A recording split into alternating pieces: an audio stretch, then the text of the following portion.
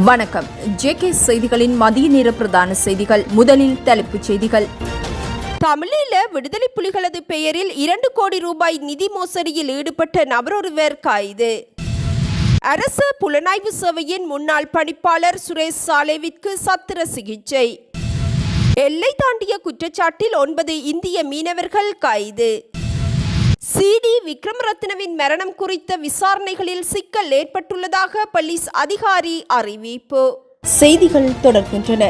நீதிமன்ற உத்தரவிற்கமைய அரசியல் கைதிகள் என்று எவரும் சிறைப்படுத்தப்படவில்லை என நீதி மற்றும் தேசிய ஒருமைப்பாடுகள் அமைச்சர் ஹர்ஷன நாணயக்கார அறிவித்துள்ளார். நாடாளுமன்றில் நேற்று நடைபெற்ற அமர்வில் வாய்மூல விடைக்கான வினாக்கள் வேளையின் போது ஐக்கிய மக்கள் சக்தியின் நாடாளுமன்ற உறுப்பினர் அஜித் பி பெரேரா எழுப்பிய கேள்விகளுக்கு பதிலளிக்கும் போதே அமைச்சர் இதனை குறிப்பிட்டார். சிறைச்சாலை கட்டளை சட்டம் மற்றும் ஏனைய ஒழுங்கு விதிகளில் அரசியல் கைதிகள் என எந்தவொரு தனிக்குழுவும் குறிப்பிடப்படவில்லை. நீதிமன்றங்களின் ஊடாக கைதிகள் சந்தேக நபர்களாகவோ அல்லது குற்றவாளிகளாகவோ அடையாளப்படுத்தப்பட்டு விளக்கமறியலிலோ அல்லது தடுப்பு காவலிலோ வைக்கப்படுகின்றார்களே தவிர அரசியல் கைதிகள் என எவரும் நீதிமன்றத்தினால் சிறை வைக்கப்படவில்லை எனவும் சர்வதேச மட்டத்திலான பொருள் கோடல்களையே தாம் ஏற்பதாகவும் ஹர்ஷன நாணயக்கார தெரிவித்துள்ளார். இதனிடையே தேர்தல் காலத்தில் வடக்கு கிழக்கில் பிரசாரம் செய்த ஜனாதிபதி அனுரகுமார திசாநாயக்க அரசியல் கைதிகளை விடுதலை செய்வதாக உறுதி அளித்தாரே, அந்நிலைப்பாட்டிலேயே அரசாங்கம் இன்னும் உள்ளதா என அஜித் பி பெரேரா இதன் போது கேள்வி எழுப்பினார். இதற்கு பதிலளித்த நீதி அமைச்சர் கைதிகளின் பட்டியலை பலமுறை ஆராய்ந்துள்ளதாகவும் இவர்கள் அனைவருக்கு எதிராகவும் நீதிமன்றங்களில் வழக்கு தாக்கல் செய்யப்பட்டு பலர் குற்றவாளிகளாக தீர்ப்பளிக்கப்பட்டுள்ளதாகவும் குறிப்பிட்டார். நாட்டின் சட்டத்தை மீறிய குற்றத்திற்காகவே இவர்கள் கைது செய்யப்பட்டுள்ளனர். இருப்பினும் அப்போதைய அரசியல் சூழலை கருத்தில் கொண்டு சிறைச்சாலைகளில் நீண்ட காலம் தடுத்து வைக்கப்பட்டுள்ளவர்கள் தொடர்பில் விசேட கவனம் செலுத்தப்பட்டுள்ளதாகவும் நீதி அமைச்சர் தெரிவித்துள்ளார். முன்னாள் நீதியரசர் துரைராசா சமர்ப்பித்துள்ள அறிக்கைக்கு அமைய கைதிகளின் தண்டனை காலத்தை குறைக்கவும் பொது மன்னிப்பு வழங்கவும் உரிய நடவடிக்கைகள் எடுக்கப்படும் எனவும் நீதி அமைச்சர் இதன்போது சுட்டிக்காட்டினார். இவ்விடயத்தில் வடக்கு கிழக்கு தெற்கு என முழு நாடும் உள்ளடக்கப்படும் எனவும் அவர் குறிப்பிட்டுள்ளார். நாட்டில் புதிதாக அபிவிருத்தி அடைந்து வரும் வடக்கு மற்றும் கிழக்கு கரையோர பகுதிகளை பாதுகாப்பதற்கு அதிகபட்ச நடவடிக்கைகளை எடுக்குமாறு ஜனாதிபதி அனுரகுமார திசாநாயக்க அதிகாரிகளுக்கு பணிப்புரை விடுத்துள்ளார். ஜனாதிபதி அலுவலகத்தில் நேற்று நடைபெற்ற கலந்துரையாடலின் போதே ஜனாதிபதி இதனை குறிப்பிட்டார். கடற்கரை பகுதிகளை அபிவிருத்தி செய்த பின்னர் அங்கு மேற்கொள்ளப்படும் சட்டவிரோத நிர்மாணங்களால் கடற்கரைக்கு பெரும் சேதம் ஏற்படுவதால் அதனை தடுப்பதற்கு அதிகபட்ச சட்ட நடவடிக்கைகளை எடுக்க வேண்டும் எனவும் ஜனாதிபதி குறிப்பிட்டுள்ளார். இந்த நடவடிக்கைகளை கண்காணிப்பதற்காக செயற்பாட்டு குழுவை நியமிக்குமாறும் ஜனாதிபதி அறிவுறுத்தியுள்ளார். வன ஜீவராசிகள் மற்றும் வன பாதுகாப்பு திணைக்களங்களுக்கு உரிய ஓய்வு விடுதிகளை அபிவிருத்தி செய்து நவீன மற்றும் உயர் தொழில்நுட்பத்துடன் மக்களுக்கு வழங்குவது குறித்தும் இதன்போது கவனம் செலுத்தப்பட்டுள்ளது. மலர் வளர்ப்பை ஒரு கைத்தொழிலாக அபிவிருத்தி செய்வதற்கும் உயிர் பல்வகமையை பாதுகாப்பதற்கும் தேசிய தாவரவியல் பூங்காக்களை அபிவிருத்தி செய்வது குறித்தும் இதன்போது கலந்துரையாடப்பட்டுள்ளது. முன்னாள் போலீஸ் மா அதிபர் சிடி விக்ரமரத்னவின் மரணத்துடன் தொடர்புடையதாக தெரிவிக்கப்படும் துப்பாக்கியிலிருந்து எந்தவொரு தெளிவான கைரேகையையும் கண்டறிவது கடினமாக உள்ளதாக போலீஸ் அதிகாரி ஒருவர் தெரிவித்துள்ளார். பெயர் குறிப்பிட விரும்பாத மேல் மாகாண தெற்கு சிறப்பு விசாரணை பிரிவின் அதிகாரி ஒருவரே இத்தகவலை வெளிக்கொணர்ந்துள்ளார். துப்பாக்கி சுடப்படும் போது ஏற்படும் அதிக வெப்பம் காரணமாக அதில் பதிந்துள்ள விரல் அடையாளங்கள் அழிந்து போகும் சாத்தியக்கூறுகள் அதிகம் என்பதனால் இந்த துப்பாக்கியிலும் கைரேகைகள் அழிந்திருக்க என அறிவிக்கப்பட்டுள்ளது.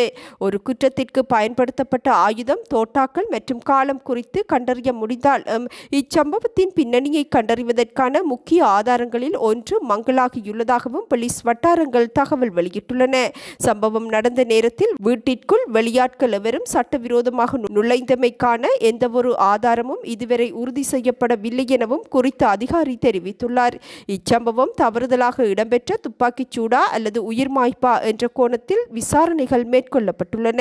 சம்பவத்திற்கு முன்னதாக வீட்டை சுற்றியுள்ள பகுதிகள் மற்றும் வீட்டின் உட்புற சிசிடிவி காட்சிகளை போலீசார் கைப்பற்றி விசாரணைகளை மேற்கொண்டுள்ளனர். இச்சம்பவத்திற்கு பயன்படுத்தப்பட்டதாக தெரிவிக்கப்படும் 9 மில்லிமீட்டர் பிஸ்டல் ரக துப்பாக்கி மற்றும் வழக்கு தொடர்பான ஏனைய பொருட்களை எதிர்வரும் 28ஆம் தேதி கடுவெல நீதவான் நீதிமன்றில் முன்னிலைப்படுத்துமாறு நீதவான் அருண இந்திரஜித் புத்ததாச மேல் மாகாண தெற்கு சிறப்பு விசாரணை பிரிவுக்கு உத்தரவிட்டுள்ளமையும் குறிப்பிடத்தக்கது. யாழ்ப்பாணம் செம்மணி சித்துப்பாத்தி இந்து மயானத்தில் இடம்பெற்று வரும் மனித புதைக்குழி ஆய்வு நடவடிக்கைகளை ஐரோப்பிய ஒன்றிய தூதுவர் உள்ளிட்ட உயர்மட்ட பிரதிநிதிகள் குழுவினர் நேரில் சென்று பார்வையிட்டுள்ளனர்.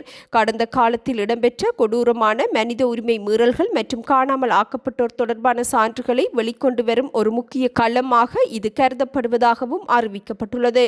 ஐரோப்பிய ஒன்றியத்தின் இந்த விஜயம் நாட்டில் நிலுவையில் உள்ள போர்க்கால மனித உரிமை மீறல்கள் மற்றும் உண்மைகளை கண்டறியும் செயற்பாடுகள் மீது சர்வதேச சமூகம் செலுத்தும் தீவிர கவனத்தை வெளிப்படுத்தியுள்ளது.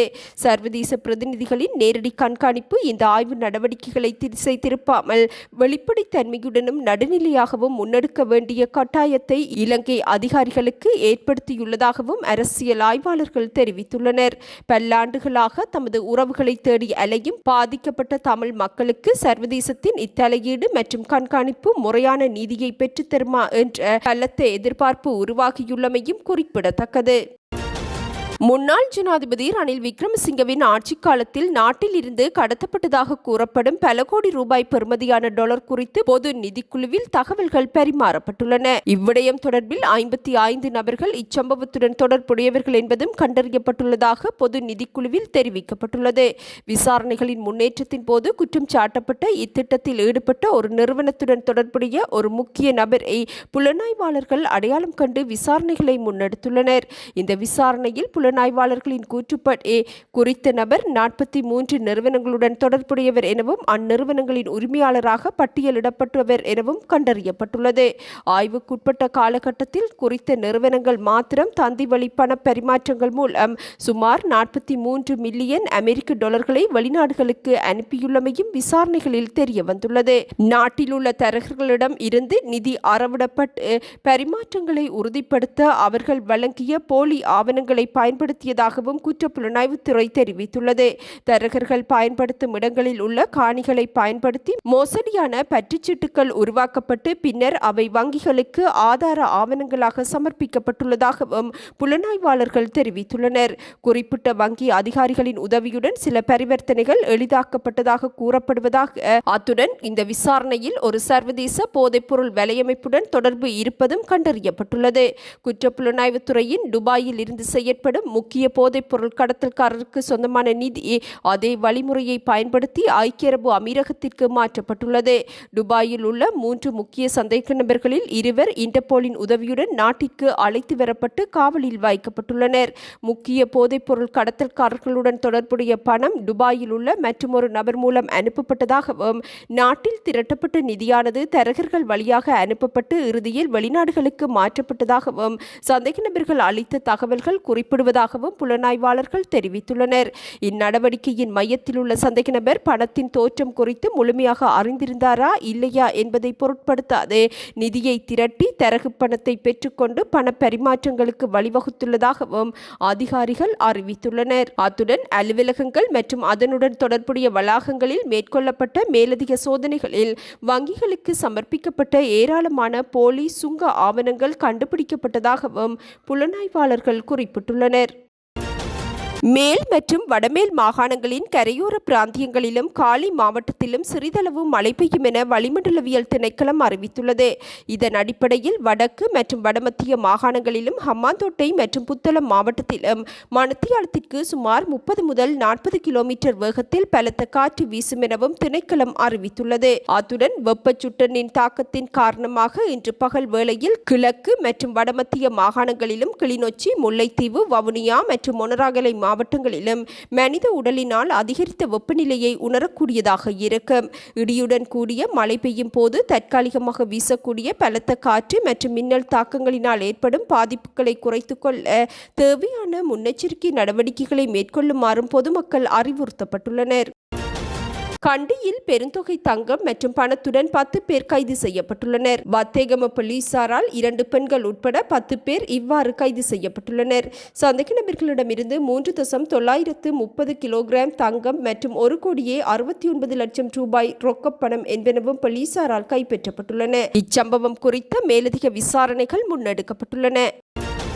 தலைமன்னாருக்கு வடக்கே சட்டவிரோத மீன்பிடியில் ஈடுபட்டிருந்த இந்திய மீன்பிடி இழுவைப் படகு ஒன்றை இலங்கை கடற்படை பறிமுதல் செய்துள்ளதுடன் 9 இந்திய கடற்தொழிலாளர்களையும் கைது செய்துள்ளனர்.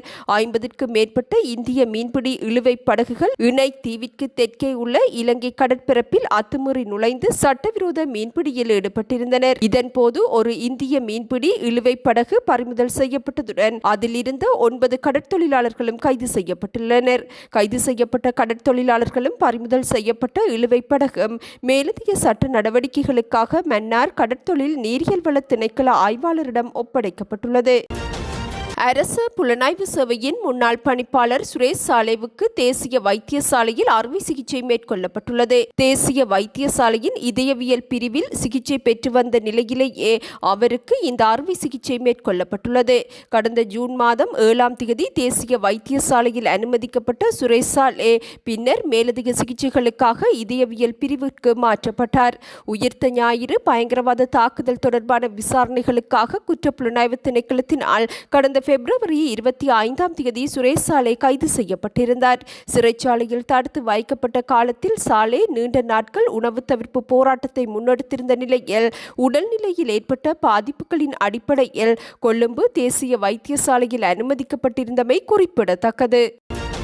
தமிழீழ விடுதலை புலிகள் காலத்தில் யாழ்ப்பாணத்தில் வழிபாடு செய்யப்பட்டதாக கூறப்படும் தங்க முலாம் பூசப்பட்ட கதாயத்துடன் கூடிய அனுமன் சிலையொன்றை தோண்டி எடுப்பதாக கூறி பண மோசடியில் ஈடுபட்ட ஒருவர் கொழும்பு தெற்கு குற்றப்புலனாய்வு பிரிவு பணியகத்தினால் கைது செய்யப்பட்டுள்ளார். தமிழீழ விடுதலை புலிகள் காலத்தில் யாழ்ப்பாணத்தில் வழிபாடு செய்த அனுமன் சிலை 2016ஆம் ஆண்டு காலப்பகுதியில் யாழ மெல்வத்த பகுதிக்கு இரகசியமாக கொண்டுவரப்பட்டு புதைக்கப்பட்டுள்ளதாக கூறி மோசடி கும்பல் ஒன்று நிதி பறிக்கும் செயற்பாட்டில் ஈடுபட்டுள்ளது. இவ்வாறு புதைக்கப்பட்டுள்ள அச்சிலையை இந்தியாவில் உள்ள பூசகர் ஒருவருக்கு 2 கோடிக்கும் அதிகமான ரூபாவிற்கு விற்பனை செய்ய திட்டமிட்டுள்ளதாகவும் அக்கொடுக்கல் வாங்கல் பொது பாதுகாப்பு மற்றும் நாடாளுமன்ற விவகாரங்கள் பிரதி அமைச்சர் சுனில் வட்டவெலவின் பங்கேற்புடனேயே நடப்பதாகவும் மோசடிக்காரர்கள் தெரிவித்துள்ளனர். சிலையை தோண்டி எடுத்து இந்தியாவிற்கு அனுப்பும் வரை தேவைப்படும் பல்வேறு செலவுகளுக்கு சுமார் 2 கோடி ரூபாய் பணம் செலவாகும் என்பதனால் பணத்தை பெற்றுக்கொள்வதற்காக பணக்கார வர்த்தகர்களின் வாட்ஸ்அப் இலக்கங்களுக்கு தகவல்களை அனுப்பியும் இவர்கள் செயற்பட்டுள்ளனர். இது குறித்து பொது பாதுகாப்பு மற்றும் நாடாளுமன்ற விவகாரங்கள் பிரதி அமைச்சர் சுனில் வட்டகல போலீஸ் மா அதிபரிடமும் குற்றப்புலனாய்வு திணைக்களத்திடமும் முறைப்பாடு செய்திருந்தார். இதனை அடுத்து மேற்கொள்ளப்பட்ட விசாரணைகளில் பிரதான சந்தேக நபர் கொழும்பு பகுதியில் வைத்து கொடுக்கல் வாங்கல் குறித்து பேசிய சந்தர்ப்பத்தில் கைது செய்ததாக போலீசார் தெரிவித்துள்ளனர். சந்தேக நபரின் தொலைபேசியை பரிசோதித்த போது மேலும் பெருமளவானோருக்கு இவ்விடயம் குறித்து வாட்ஸ்அப் ஊடாக மோசடி தொடர்பான காட்சிகள் அனுப்பப்பட்டுள்ளமையும் கண்டறியப்பட்டுள்ளது. கொழும்பு தெற்கு பிரிவு குற்றப்புலனாய்வு பணியகத்தினால் கைது செய்யப்பட்ட சந்தேக நபர் மேலதிக விசாரணைகளுக்காக குற்றப்புலனாய்வு திணைக்களத்திடம் ஒப்படைக்கப்பட்டுள்ளதாகவும் போலீசார் தெரிவித்துள்ளனர்.